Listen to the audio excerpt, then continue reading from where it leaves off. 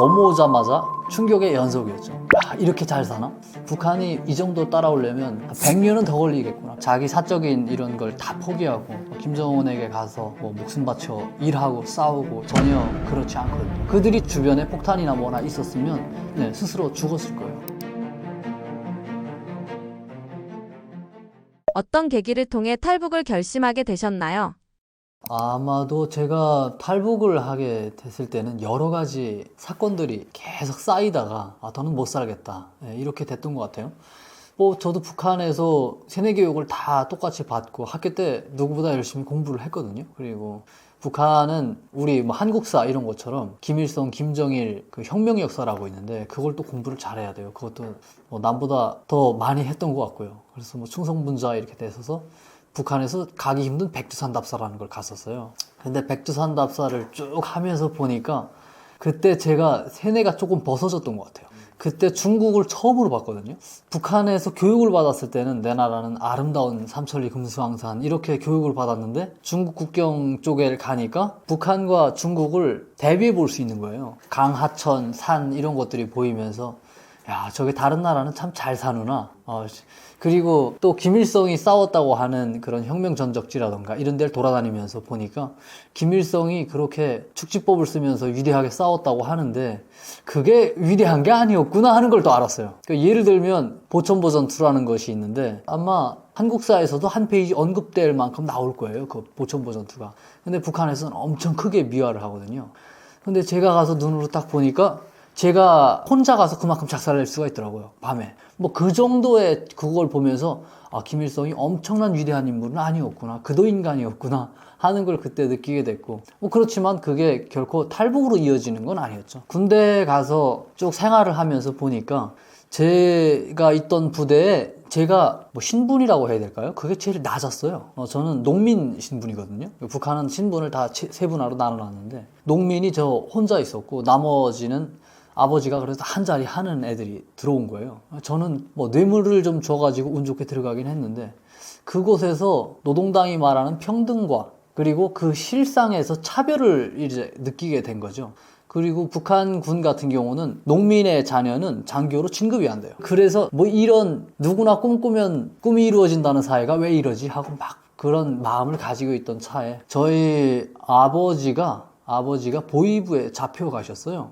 그런 사건도 경험하게 됐고 그리고 전단지랑을 또 제가 학교에서 봤었던 학교 때 군대 가기 전에죠. 그 봤었던 그런 기억들이 막 연상되면서 북한 사회하고 계속 비춰보게 되는 거예요. 비교하면서 이런 사회는 내가 더 못 산다. 이 사회는 바꿔야 된다. 이렇게 생각을 하고 탈북을 하게 됐었죠. 결정적으로 가장 충격받은 사건은 무엇이었나요? 아버지가 보위부에 잡혀가셨을 때가 제일 충격이었어요. 걔네는 그러니까 재판 이런 게 없어요. 어떤 사회가 정한 기준에서 좀 벗어나면 처벌도 받고 그럴 건 좀 이해가 가능하거든요. 제가 아무리 북한에서 살았다고 해도 세뇌를 받고.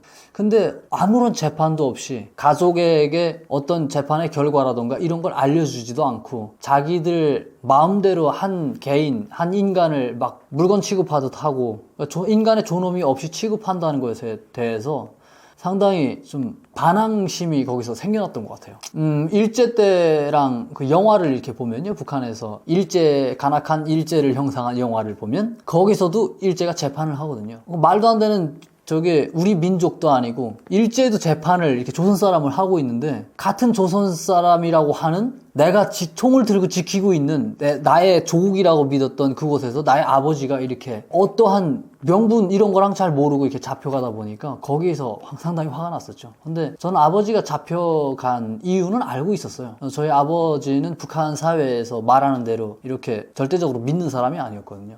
제가 군대 가기 전부터 학교 생활 때 아버지가 이렇게 표현하는 이런 말씀들이 다 사회와 좀 반대되는 그런 내용들이 꽤 있었거든요. 그래서 좀 우려되는 점들도 있었는데 그렇다고 해서 제가 그렇게 군복무하고 개고생하면서 있는데 나의 아버지를 그렇게 했다는 것에 대해서 상당히 참기가 좀 힘들었었죠. 그게 큰 계기점이 됐었던 것 같아요. 전단지가 생각을 바꾸는 계기가 됐다고 하셨는데요. 처음 전단지를 봤을 때 가장 다르게 느껴졌던 점은 뭐였나요? 북한에서는 김일성 혁명 역사 이런 거 외에 또 세계 역사 그리고 조선 역사 이런 거를 배우거든요. 근데 세계사 같은 거랑 배우는 그 나이에 우연히 산에 갔다가 전단지를 보게 된 거예요, 삐라를. 근데 북한에서 내가 받고 있는 교육 내용과 전단지의 내용을 이게 비교해보게 되는 거죠. 많이 다르더라고요. 많이 다르고, 제가 정신적으로 김 씨에 대해서 그들이 엄청난 신으로 이렇게 알고 있었는데, 그 전단지에서 신을 막 이제 비판하는, 그 신을 그 신랄하게 폭로하는 이런 내용들이 있었어요. 그래서 그런 면들이 좀 신기했고, 또 6.25 전쟁은 누가 일으켰나 이런 내용도 거기 있었는데 6.25 전쟁 같은 경우는 북한에서 미제가 이렇게 주도한 전쟁을 일으켜 북침을 한 전쟁인데 그것을 수령이 위대해서 다 쳐부셨다 이렇게 교육을 하거든요. 그래서 정의의 전쟁에서 북한 우리가 이겼다 이렇게 포장을 하는데 그 전단지에서는 김일성이 계획하고 스탈린의 승인을 받아서 전쟁을 했다는 거예요. 그런 내용들이 있고 그리고 전쟁을 일으킨 쪽이 3일 만에 서울을 내준다는 게 이게 말이 될까요? 이런 내용도 있고. 근데 실제 그게 딱 와닿는 거예요. 제가 고등학교 때 싸움을 진짜 많이 했는데 싸움이 선빵이 기본이거든요. 선빵 한 대 맞으면 이 회복하기가 좀 힘들어요. 그때 좀 시간이 걸려요. 몇 대 더 맞아야. 근데 선빵을 맞았다는 북한이 3일 만에 그걸 서울을 해방했다는 이게 이게 거짓말이로구나 하는 걸 그때 알았죠. 그런 내용도 있었고. 그리고 그 풀죽 쥐기밥이라고 혹시 아세요? 여기선 그런 표현을 잘 안 쓰는 것 같아요. 뭐 주먹밥 이런 거죠. 그 주먹밥에다가 쪽잠만 자는 김정일. 그런데 배는 왜 이렇게 뚱뚱할까요? 인민들은 헐벗고 굶주리는데. 이런 내용이 있는 거예요. 근데 실제 주변에 보면 북한에 배 나온 사람이 없거든요. 근데 수령은 배가 나와가지고 이렇게 있는 걸 보면서 그때는 살짝 반감도 들고 그랬지만 거기서 새로운 걸 보는 그런 시선이 열렸던 것 같아요.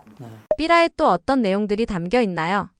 또 그런 내용이 있었어요. 대한민국의 자동차 경쟁력 이런 내용이 있고 북한은 자기들이 자동차 만들어서 국내에서 운영을 하는데 그게 계속 고장나고 수출 같은 건 꿈도 못 꾸고 하거든요. 근데 한국에서 모든 사람들의 그 멀리 있는 꿈과 같은 승용차 이런 걸 막 해외에다 수출한다고 하고 이런 내용이 전달되어 있었고 그리고 남북한의 경제 차이 이런 게 있었어요. GDP에 대해서 이야기하는데 그때는 뭐 GDP가 뭔지 모르죠.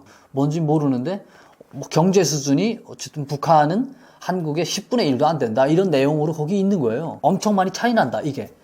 그래서 제가 주변에 쭉 둘러보니까 한국에서 전단지에 쓴 뭐 금액, 지표 이거하고 제 주변에서 살아가는 사람들이 쓰는 그 돈하고 이게 달러로 계산해 보니까 완전히 과대평가를 했더라고요, 북한을. 그래서 남조선에서 저놈들이 우리를 헐뜯고 비방하려고 하면 오히려 더 낮게 잡아 불렀을 것 같고 그리고 자기는 더 잘 산다고 이렇게 했을 것 같은데 북한의 현실보다 더 잘 사는 걸로 표현을 한 거예요. 그래서 저들이 일방적으로 우리를 헐뜯는 건 아니었구나. 이렇게 또 받아들이기도 했었죠. 한국에 와서는 어떠셨나요? 생각했던 것보다 좋다고 느끼셨나요? 사실 상상을 해보지 못했어요. 자기가 어느 정도 눈으로 봐야 또 상상도 하고 그만한 이런 상상도 하고 할 텐데 저는 그걸 본 적이 없어가지고 한국 드라마를 제가 본 적이 없거든요. 한국 드라마를 뭐 여기 온 사람들이 많이 봤다고 하는데 저는 내륙 지역에 있었어가지고 내륙 지역 사람들은 한국 매체를 접하기가 힘들어요. 저는 공중파 채널을 좀 보긴 했었는데 우연히. 근데 공중파 채널을 사극 대조영 뭐 이런 거를 봤어가지고 현재 한국 사회가 어떻게 살아가는지 최근 년간 한국 사회가 어떻게 살아가는지 그걸 잘 몰랐죠. 그래서 넘어오자마자 그냥 충격의 연속이었죠. 이렇게 잘 사나? 제가 심지어 왔던 루트를 확인하러 가는 과정이 있는데 조사받는 기간에 그때 산골길을 쫙 가서 그 DMZ 근처까지 갔었던 거예요. 제가 넘어온 길 확인할 때. 근데 산길을 갔다가 다시 서울로 들어왔는데 그때 그런 생각이 들더라고요. 이거 남조선이 이 정도면 이거 세계적으로 한 10위쯤 되지 않나? 이런 생각 있잖아요. 그때는 뭐 남한이라는 생각보다 남조선이라는 게 더 익숙했으니까. 그래서 제가 같이 갔던 조사관 분에게 물어봤죠. 이 정도면 한 10번째 정도 잘 살지 않나요? 그러니까 그분이 그러더라고요. 우리 한국이 세계적으로 이런 뭐 경제 이런 수준을 보면 한 12위권 안에 올해 들어간다고. 12위. 그래서 뭐 10위 뭐 가까이 된다고 그러더라고요. 북한이 이 정도 따라오려면 한 100년은 더 걸리겠구나. 이렇게 생각했었죠. 뉴스에서는 초고속 탈북이라고 표현됐는데요. 실제 탈북 과정은 어땠는지 시청자분들이 이해할 수 있게 간단히 설명해 주실 수 있을까요? 사실 탈북해서 살아가는 사람들이 정말 많죠. 근데 그분들은 북한을 떠나서 저기 중국으로 해서 뭐 빨리 온 사람은 비행기 타고 인천공항으로 들어왔을 거고 그런 사람들이 있고, 그리고 DMZ 지키다가 DMZ에서 총 들고 있다가 넘어온 군인들도 꽤 있거든요. 그런데 그들 말을 들어봐도 다 한나절 또 하룻밤 이 정도 걸려서 DMZ를 다 넘었더라고요. 근데 저 같은 경우는 북한 땅을 딱 떠나가지고 그 DMZ에서 딱 떠나가지고 3시간 만에 제가 여기 우리 군 GP로 들어왔거든요. 들어와서 그래서 그런 표현을 썼었던 거죠. 여기 한국에 전투기 타고 온 사람들이 북한 군 조종사들이 한 3명 정도 있는데 그 사람들은 몇 분 안에 다 들어왔죠. 이렇게 그 북한 상공을 떠나서 그 사람들 다음으로 제일 빨리 온 게 전 저라고 생각하거든요. 그 지난번에 뭐 판문점 쪽에서 총 맞고 넘어온 사람도 있었는데 그 사람도 그 총 맞아가지고 한참 동안 누워있고 그랬거든요. 근데 저는 정말 북한에서 넘어간지 안 넘어간지도 모르게 쥐도새도 모르게 싹 넘어왔어가지고 그래서 그런 표현을 썼었던 거죠. 전 탈북을 준비하는 그 과정이 좀 많이 어려웠거든요. 군대에서 나를 찾지 않게 만들어 놓고 어떻게 내가 탈주를 할까, 저게 DMZ 많은 군인들과 그리고 지뢰가 매설된 그 지역을 내가 거기 한 번도 가보지 않았는데 내가 어떻게 처음 가는 길을 한 번에 넘어갈 수 있을까, 이런 것을 가서 답사도 해보지 않고 자꾸 그냥 상상으로만 그리고 지도를 통해서만 이거 확인을 했어가지고 그래서 준비하는 과정이 좀 많이 어려웠었어요. 여기에 제가 한국에 올 때 심지어 장마당 나가가지고 제가 장마철에 한국에 갈 거를 생각했었어가지고 장마철에는 북한에서 시중에 판매되는 시계들 이게 다 물이 많이 들어가거든요. 방수 기능이 얼마 안 돼 있어요. 그래서 시간을 또 확인해야 돼서 방수 기능 있는 시계를 사고, 그리고 밤길에 그 후레쉬 같은 거 라이트가 필요할 수도 있어서 그것도 물이 안 들어가는 걸로 사고, 그리고 이거 시계는 팔목에 차면 되지만 이거 라이트 같은 경우는 주머니에 넣어야 하잖아요. 그래서 주머니 옷 북한에서 시장에 나가가지고 옷 제일 좋은 걸로 모든 주머니에 지퍼가 다 달린 거, 지퍼가 다 달린 거 사고, 심지어 지퍼가 옷이 그냥 그 특전사 옷 비슷할 만큼 지퍼가 진짜 많았어요, 주머니에. 그리고 거기다가 철책이 막혔으면 철책을 뚫을 수 있는 이런 줄톱, 그리고 벤치 이런 것도 다 몸에 다 착용하고 제가 여기까지 다 가지고 넘어왔거든요. 그거. 그리고 선글라스도 하나 주머니에다 딱 넣어가지고 지퍼 채우고 그렇게 하고 떠났죠. 뭐 준비 과정은 참 많았어요. 탈북 루트가 물길을 이용해서 오는 거여가지고 또 가서 내가 물 속에서 얼마나 떠 있을지 이것도 좀 테스트를 해봤고, 그러면서 내가 가다가 만약에 잡히면 뇌물을 줘가지고라도 다시 나와야 되겠다 하는 그 생각에 돈도 제가 준비해가지고 넘어왔었고 국정원 내고 돈을 갖다 반납했죠. 그렇게 했었고 탈북 준비하는 게 힘들었던 것 같아요. 그 3시간이라는 그 과정에 북한 땅을 탁 넘어서서 했던 거는 그냥 빨리 지나갔던 것 같아요. 탈북 결심 후 준비 과정은 얼마나 걸리셨나요? 이 땅에서 못 살겠구나, 이 땅을 내가 바꿔야 되겠다, 이 땅을 어떻게 변화시켜야 되겠다, 이런 생각이 들기 시작해서 어떻게 바꿀까, 한국에 가야 된다, 남조선에 가서 뭐 유형적으로나 무형적으로나 도움을 받아야 된다, 이렇게 판단을 한 다음부터 한 3년 정도 걸린 것 같아요. 한국이라고 딱 정해진 다음부터, 대한민국이라고 정해진 다음부터 한 3년 정도 걸려서 제가 탈북을 했던 것 같아요. 자꾸 이제 시뮬레이션도 하고 머릿속으로 계속 이제 돌리는 거죠. 돌리고, 그리고 또 여러 가지 물질적인 것도 준비하고, 그러면서 했었죠. 북한에 그런 말이 있어요. 물자 창고를 상당한 시간 동안 경비를 섰었는데, 그때 그 창고 관리하는 사람들이 그 창고 열쇠 이거 채운 거 있잖아요. 그걸 보면서, 군인들이 그걸 훔치려고 3시간만 이렇게 뚫어지게 그 열쇠를 보면 키가 열린다는 그 말이 있어요. 그 창고 관리하는 사람들이. 그만큼 자기의 신경이 집중되면 뭐든 연다는 거예요. 근데 저는 그걸 가지고 DMZ를 한 번도 가보지 않았지만 자꾸 이렇게 고민하고 보니까 길이 보이더라고요. 그래서 제가 여기 와가지고 종이의 집이라는 TV 시리즈 그걸 보면서 재밌더라고요. 저거 내가 대본 쓰면 저게 버금가게 쓸 수 있지 않을까? 이런 상상도 해봤습니다. 그리고 이젠 딱 북한 땅을 벗어난다고 할 때 그 북한의 산발도 쫙 둘러보는 거예요. 보면서 내가 이 땅을 다시는 돌아오지 못할 수도 있다는, 넘어가다 죽어가지고 이 땅을 다시는 눈에 담을 수 없다는 이런 여러 가지 좀 감성적이면서도 좀 현실적인 이런 마음들이 막 밀려왔던 것 같아요. 마지막으로 북한 땅을 바라보실 때 어떤 감정이 드셨나요? 그 마음이, 그 감정의 영역이 좀 분함, 억울함. 내가 왜 이 땅을 내가 이렇게 벗어나야만 하지, 지금?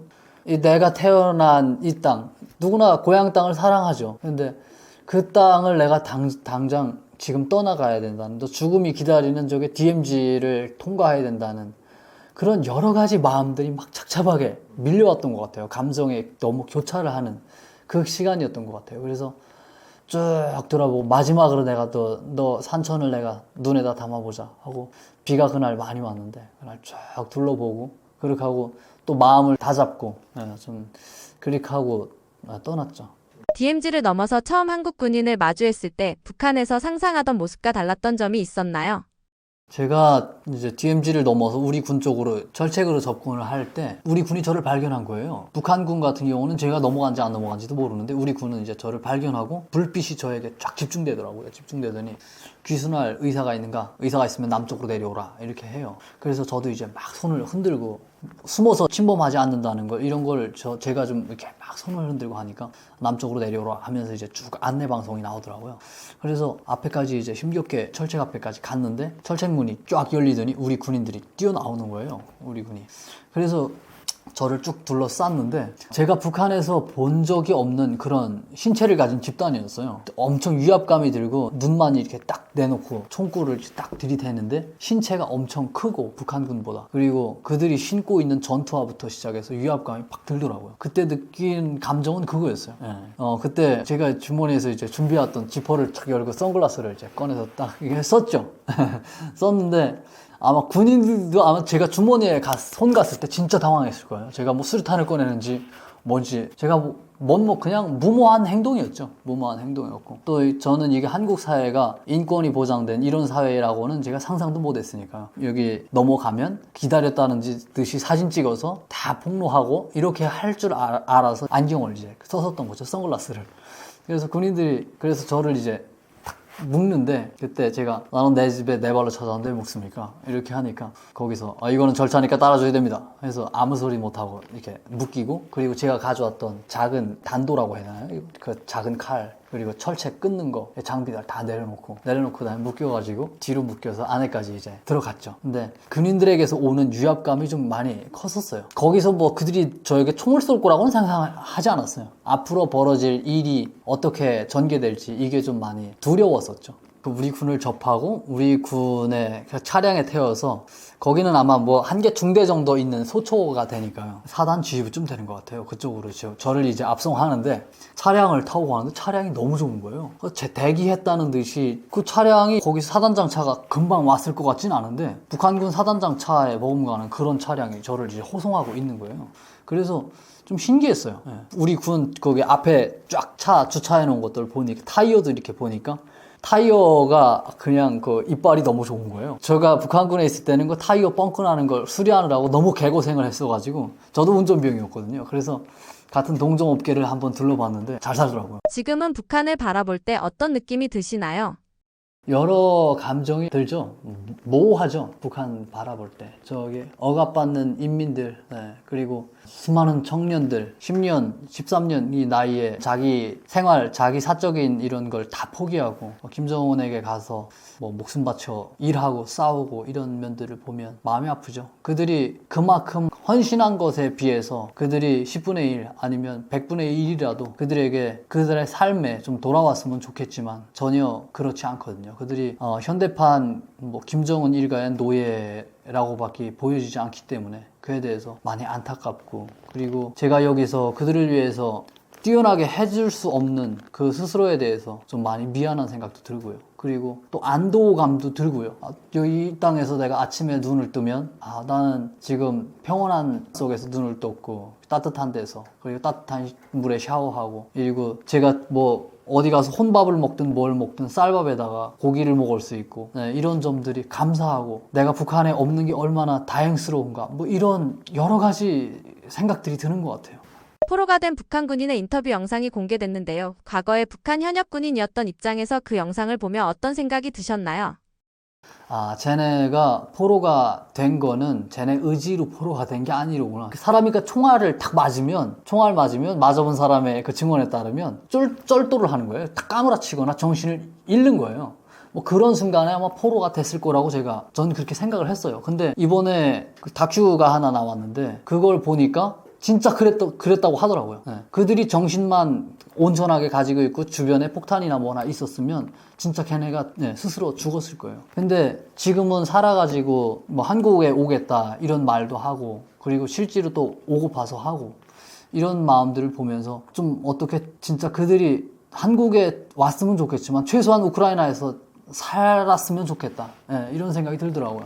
그들이 영원히 누군가에게 지배당했을 때는 자기들이 믿고 있는 수령, 김정은을 위해서 죽겠다고 막 이렇게 했는데, 세상을 알고 그리고 북한 체제의 모순에 대해서 깨닫는 그 순간부터는 자기들이 살아온 과거에 대해서 얼마나 뭐 헛되고 뭐 무모한 짓이었는가 이런 것도 생각해보고, 그 시간을 아마 그 사람들이 그 감옥 포로 수용소에서 많이 느낄 것 같아요. 그리고 그 애들이 제가 보니까 그 중에서 공부를 한 친구들이더라고요. 그 젊은 세대들 속에서도 머리가 깨어있고 공부를 한 친구더라고요. 연차가 쌓인 그 사람이 그 기자님에게 이렇게 PD님인가 그분에게 이렇게 하는 발언이랑, 그리고 그쪽 어린 친구 뭐 20대 초반 친구는 기자님하고 PD님하고 이렇게 뭘 말하고 하는 내용은 없었는데, 마지막에 그 친구가 편지를 써요.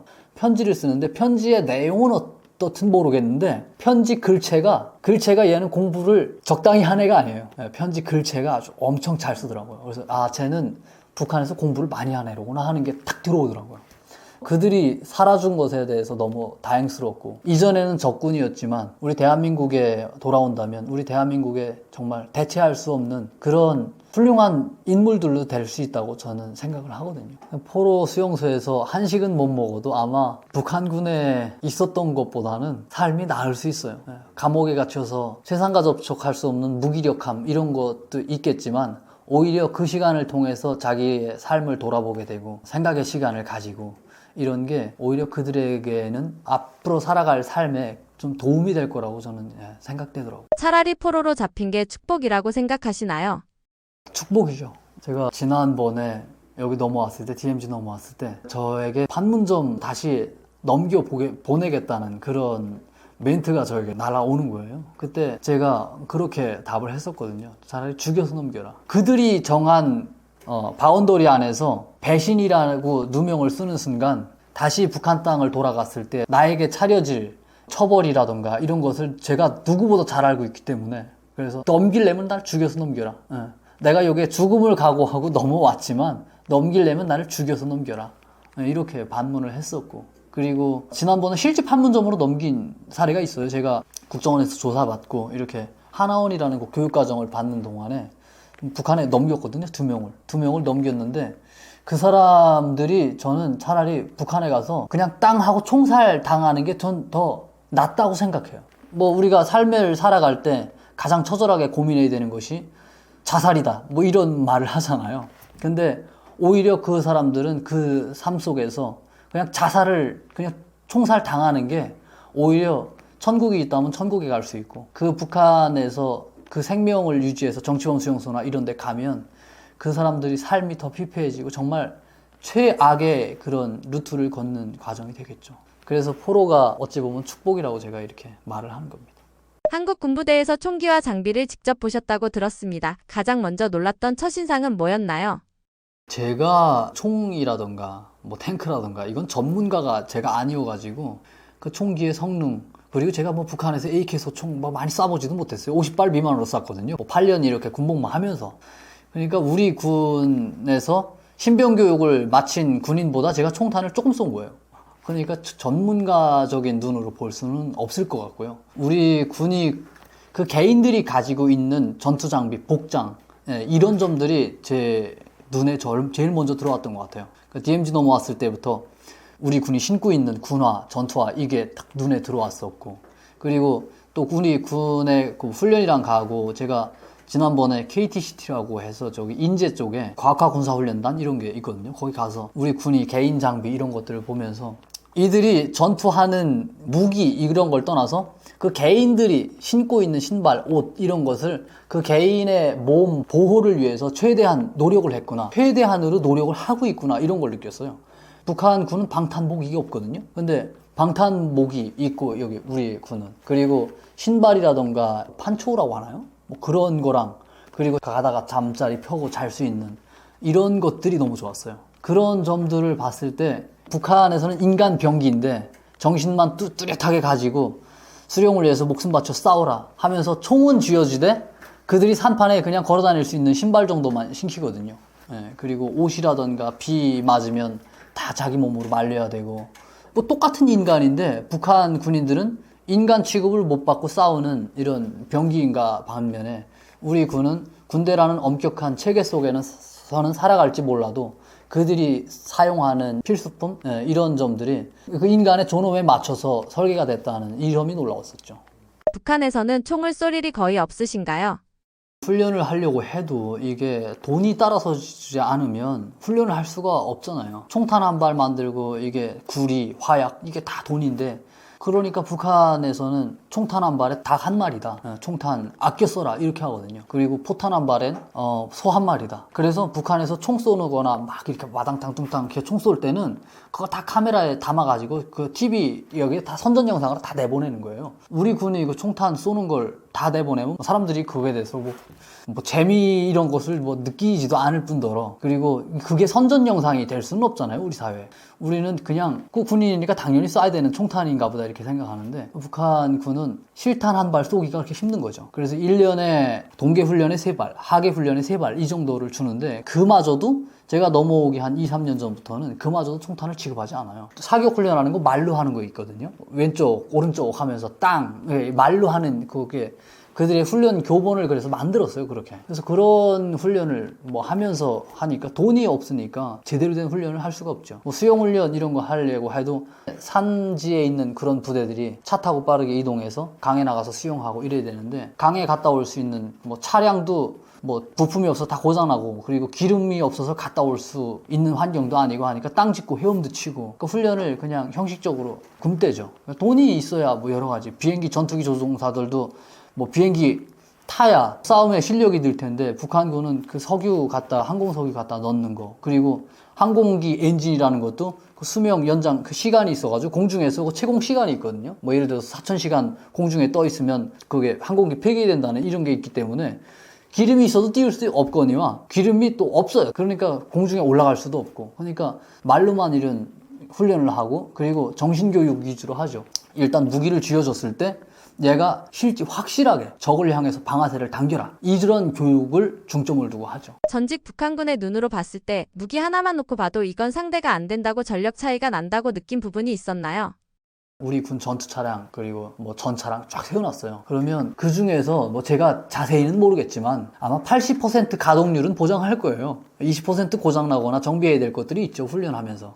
80%뭐 그 이상을 보이더라고요. 이렇게 눈 딱 보면 전차가 금방 다녀와가지고 진흙이랑 묻어있고 이러더라고요. 근데 북한군은 가동할 수 있는 전차 차량이 20% 미만이에요. 무기의 성능은 어떻든 간에 무기가 움직여야 하잖아요. 걔네가 맨날 저게 로켓포 쏘고 하는데 난 그 차량들이 이제 좀 지켜보느라면 그 고장나서 못 움직일걸요? 걔네 그 기름 움직이는 그게 상당히 기름 소비량도 많고 하기 때문에 기계를 또 계속 세워놓으면 고장나고 이런 경우도 있고 해서 그걸 뭐 다 운영을 할 수가 없어요, 그들이. 무기의 성능은 어떻든 간에 가지고 있는 것마저도 북한군은 제대로 할 수가 없는 거예요. 제가 우리 군에 와가지고 뭐 요즘에 퍼레이드랑 할 때 광화문 앞을 지나가는 현무5 뭐 이렇게 이런 거 지나가는 걸 보면서 놀랍진 않아요, 사실. 뭐 제가 현무5에 대해서 자세한 전문가가 돼야 그리고 이걸 디테일하게 이해해야 놀랍고 할 텐데 아, 뭐 하나 지나가누나. 아, 크다. 뭐 이 정도지. 근데 그런 시각으로 그런 냉철하게 평가를 한다면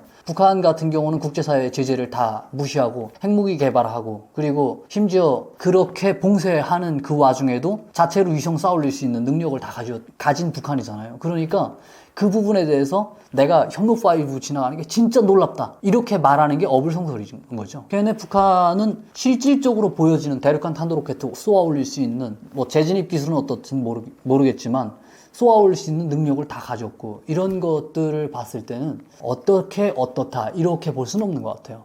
그의 용도에 맞춰서 각 무기는 용도에 맞춰서 사용 가능하고 그들이 사용하는 사람들이 어떤 정신세계를 가지고 자기의 무기를 어떻게 잘 관리하면서 최대한 전투에서 활용할 수 있냐 이게 관건인 것 같아요. 북한에서는 최강 병력이 여군이라는 말도 있는데요. 북한 군사력의 실제 수준은 어느 정도라고 보시나요? 이게 제가 과거에 이런 말을 제가 했었던 말 같아요. 최강 군인이. 우리 군 같은 경우는 여군이 상대적으로 완전히 적잖아요. 적고 북한군도 뭐 남성 군인과 여성 군인 비교해봤을 때는 여성 군인이 좀 적긴 한데, 제가 그 군부대에서 경험하고 그리고 이곳저곳 다녀보면서 느낀 바로는 여성들이 심리적으로 소속감 이런 거를 더 느끼는 것 같아요, 북한 군인들. 그래서 자기가 그곳에서 벗어났을 때는 그들에게 그 사회적 무리에서 돌아오는 비난 이런 것들을 좀 더 두려워하는 것 같아요. 그것에 대해서 오히려 반대작용으로 해서 더 헌신하려고 하는 이런 점들이 보이는 거예요. 심지어 남성군인, 여성군인 일을 작업 과제를 딱 주면 남성 군인들은 그냥 그 몰래 가서 숨어서 그냥 농땡이 치고 이런 애들이 꽤 있거든요. 그냥 돈 좀 주고 그냥 살살 빠져나가고 이런 애들이 있는데, 여성 군인들은 그게 잘 없는 거예요. 여성 군인들 한 명 누가 그러잖아요. 그러면 아주 그 무리에서 아주 난리가 나는 거예요. 그러니까 얘네가 세뇌 교육도 받고 그런 여성의 가진 특별한 심리 이런 것들이 작동하면서 노동당이 가르치는 방향성 여기에 맞춰서 그냥 선전원 나팔수가 가자 하면 그냥 무작정 가는 이런 경향을 제가 봤었어요. 그래서 해안포부대 이런 걸 보면 여성 군인들이 해안포 이런 걸 많이 다루거든요. 근데 그런 데 가면 애들이 진짜 기강이 엄청 뚜렷해요. 예를 들면 그래요. 그러니까 군대에서는 뭐 우리가 전쟁을 안 해봤으니까 비교할 수가 없잖아요. 비교할 수가 없는데 뭐 축구를 하나 놓고 보면 그래요. 남자애들, 북한 남자애들 나가면 경기에서 걔네 순위권에 들어가 본 적도 없거든요. 근데 북한 여자애들은 축구 경기 나가면 무조건 청소년 축구인가 이런 거 하면 아시아 1등. 그냥 1등을 북한이 놓치지 않는 거예요. 축구랑 하는 거 보면. 이게 북한에서 그 축구 국가대표로 나간 애들이 다 군대 시스템으로 돌아가요. 그 안에서 누구 동지, 조장 동지 이렇게 되거든요. 그러니까 그런 시스템, 군대 시스템, 이게 스포츠도 하나의 서로 커뮤니케이션이 필요하고 서로 협동이 필요한 이런 경기잖아요, 축구 같은 경우가. 근데 전쟁이 그거하고 다르지 않잖아요. 그런 면에서 봤을 때 북한 여성 군인들이 남성 군인들보다 더 위험한 존재가 될 수 있다, 이렇게 말을 했었던 거죠. 심지어 심리적으로 아마 그런 게 올 거예요. 남성 군인이 여성 군인을 가까이에서 딱 봤을 때 방아쇠를 당길 그 순간에 0.0001초라도 조금이라도 망설일 수 있어요. 사회적인 통념상 남자는 여자를 때리면 안 돼. 이런 것들을 지배적으로 가지고 살았기 때문에. 근데 북한 여성 군인들은 우리의 그 이성을 뛰어넘는 그런 냉철한 이런 감각을 가졌을 수도 있다는 거죠. 그래서 우리에게는 오히려 여성 군인들이 더 위험할 수도 있다. 제가 이런 내용으로 말을 했었던 거죠. 제2의 남북전쟁이 실제로 벌어질 가능성은 얼마나 된다고 보시나요? 제가 여기 와서 살아보면 완전 정확한 상충관계에 딱 들어가 있어요. 지금 북한은 야 전쟁하자 하면 김정은이 전쟁할 거야 하면 인민들도 그냥 만세요. 전쟁하자. 자기들이 이기려고 하는 전쟁이라기보다 뭐든 좀 김정은 정권이 끝나기를 바라거나 아니면 통일이 되길 바라거나 그런 면에서 전쟁하자. 잘 사는 부유층들 이런 경우는 평양에서 화려한 아파트에 살고 그리고 화려한 집에서 살고 하는 사람들은 좀 두렵겠죠. 근데 대부분의 사람들은 그 삶이 지금 현재 살아가는 삶이 지긋지긋하기 때문에 전쟁하자 하면 동의를 해요. 근데 우리는 안 그렇잖아요. 우리는 대통령이 전쟁하자 하면 전쟁하자고 할 국민이 몇이나 있겠어요. 심지어 전쟁에 대해서 북한을 김정은 정권을 끝내야 된다는 그런 가치관을 가진 사람들마저도 이 무력적인 충돌을 탁 일으키는 거는 그때에 가서는 더 심사숙고하게 될 거고, 우리 남한에서 살아온 사람들은. 그리고 우리가 이제는 삶의 질을 이젠 알아버렸기 때문에 북한이라는 망나니 같은 이런 뭐 찐따면 찐따고 국제사회에서 얘네를 건드렸다가 그냥 내 삶이 좀 그냥 불편해지는 게 그냥 싫은 거죠. 그냥 걔네 그냥 불편해도 그냥 너네 좀 그냥 우리가 감내하고 살게. 난 이 삶을 그냥 살게. 이런 차원에서 전쟁을 원하는, 그리고 그 전쟁에 동의하는 이런 국민은 진짜 극히 소수라고 저는 봐요. 그래서 우리는 전쟁을 할 수 있는 능력은 다 있거든요. 전쟁은 돈이, 경제 이런 것들이 받침해줘야 전쟁을 할 수 있는데 우리는 그게 다 준비되어 있고, 그리고 국방, 무기랑 우리가 세계시장에 나가서 국제시장에 나가서 무기를 판매하고 그런 모든 능력을 가지고 있음에도 전쟁을 못 일으키는 거죠. 근데 북한은 전쟁을 내일 일으킬 수 있는데 그 전쟁을 뒷받침할 경제력이 따라서지 않는 거죠. 김정은의 입장에서는. 그리고 전쟁을 일으켰다고 할지라도 전쟁을 김정은이 가서 핵무기를 꽝 했든 뭐 어쨌든 무력으로 내려왔어요. 예를 들면 내려왔는데 김정은의 그런 독단적 독재, 이런 전제 사회 살아가는데 동의하는 사람, 나 김정은의 통치 밑에서 살 거야 하고 동의하는 사람이 한국에는 없다는 거죠. 그래서 김정은이 무력으로 한국을 까는 거 앉았다고 치더라도 김정은이 통치를 할 수가 없는 거죠. 독재를 우리가 받아들이겠어요? 우리가 여기 민주주의 공화제 사회인데. 그러니까 그런 면에서 김정은은 전쟁할 의사가 없는 거고, 그리고 우리는 우리 국민들이 전쟁을 할 의사가 없는 거고 해서 그럴 가능성은 상당히 그냥 낮죠. 없죠. 북한 군인 입장에서도 남한 군인이 부러울 때가 있을까요? 남한 군인이 맨날 부럽죠. 그래도 그들이 이성을 가진 인간들인데, 심지어 북한 GP 이쪽에 DMZ 쪽에 있는 군인들, 이 군인들은 우리 군인들을 계속 본단 말이에요. 밤에는 불 밝은 데서 딱 있고, 그리고 우리 군은 소초가 다 딱 정리되어 있는 그 속에서 있고, 그리고 그 비춰지는 면이 북한에 그들이 살고 있는 그 막사나 이런 것을 초월하거든요. 예를 들면 우리 군은 다 소초 정찰이랑 이렇게 순찰하는 거, 능선 따라서 차량이 쫙 순찰하고 이러는데 차량이 계속 왔다 갔다 하고, 이런 것을 북한군이 보면 쟤네 기름이 많구나, 쟤네가 저기다가 건물만 번듯하게 하고 쇼를 하는 게 아니로구나, 전기가 우리는 내가 살던 집은 전기가 안 오는데 쟤네는 무슨 전기가 남아 빠져가지고 여기 이렇게 전기를 대낮같이 밝혀놨지? 이런 걸 보면서 저 땅은 과연 어떤 땅일까 궁금하기 시작하고, 그리고 대북방송이랑 이런 걸 이제 연차가 한 10년 된 7, 8년 된 애들은 대북방송 한두 번은 다 들어봤을 거란 말이에요. 지금 요즘은 안 하니까 신입들은 못 들어봤겠지만, 짬밥 있는 애들이 거기서 보쳐나가면 그 하급들하고 대화하면 그런 대화도 하죠. 야, 쟤네는 저게 지난번에 보니까 군복무를 18개월 한다더라. 야, 월급도 준대. 이런 말이 그 DMZ뿐만 아니라 뒤에 후방까지 다 들어가요. 그래서 제가 후방에 있을 때는 그런 말을 들었어요. 남조선 괴뢰군은 2년 6개월 군복무를 한대. 그러더라고요. 근데 그 소식이 언제 건진 모르겠어요. 이제 2년 6개월 하는 데가 없잖아요.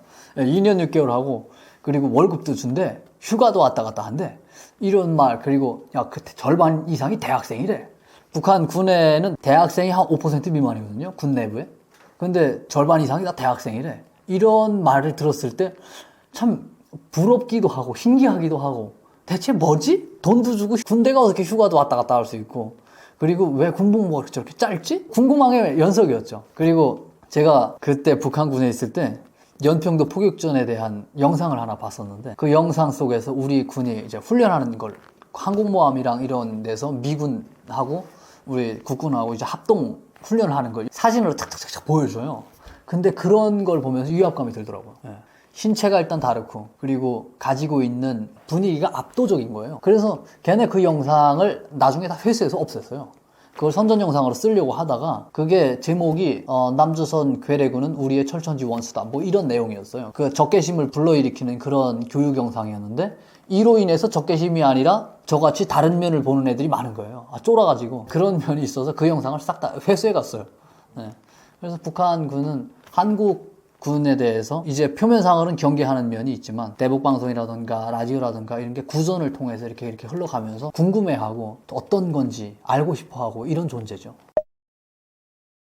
안녕하세요. 저는 2019년에 우리 군의 중부전선 DMZ를 통해서 대한민국으로 귀순을 했고, 현재는 대학교에서 공부하고 있습니다. 그리고 지금 류성현 TV라고 유튜브 채널도 하나 운영하고 있는데, 제 채널이 그렇게 재밌진 않아요.